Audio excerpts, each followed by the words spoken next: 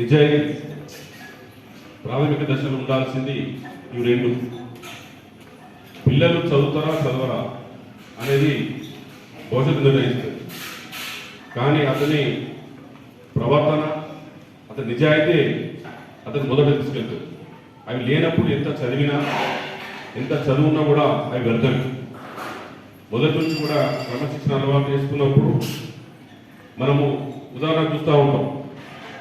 మిలిటరీలో పోయిన వాళ్ళు, పోలీసులో పోయిన వాళ్ళు కూడా సిస్టమేటిక్గా ఉంటారు. ఎందుకుంటారు?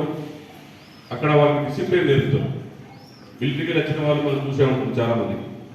వాళ్ళ సిస్టమ్ వేరే ఉంటుంది. మన మిలిటరీలకు పోకపోయినా ఇంకో దాంట్లో పోకపోయినా క్రమశిక్షణ అలవాటు చేసుకున్నప్పుడు మనకు రావాల్సిన విద్య కానీ రావాల్సిన వనరులు కానీ మన క్రమశిక్షణతో అవి మనకు సమకూరుతాయి. మొట్టమొదటి చేయాల్సింది చదువు కన్నా ముందు క్రమశిక్షణ, నిజాయితీ ఉండడం. అసలు అబద్ధం చెప్పకూడదు. పిల్లలు దేవుళ్ళు అంటారు. ఎందుకు అబద్ధం చెప్పారు?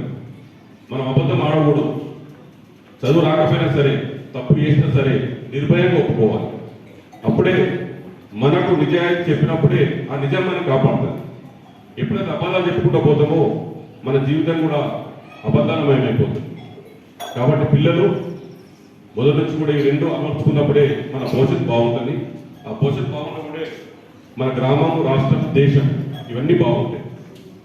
మీరు ఇక్కడ కూర్చున్న వాళ్ళు రేపు ఏదైనా కావచ్చు, ఒక కలెక్టర్ కావచ్చు, ఒక ఇంజనీర్ కావచ్చు, ఒక పరిపాలించే సర్పంచ్ కావచ్చు, ఏదైనా కావచ్చు.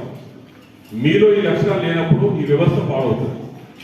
మీలో ఈ లక్షణాలు, మంచి లక్షణాలు ఉన్నప్పుడే ఈ వ్యవస్థను మనం బాగా చేసుకుంటాం. ఎంత డబ్బు సంపాదించినా, ఎన్ని చేసినా ఆ పరిపాలించే వాళ్ళకి ఈ అలవాటు లేకపోతే భవిష్యత్తులో ఇవన్నీ ఇబ్బందులు వస్తాయి. చాలామంది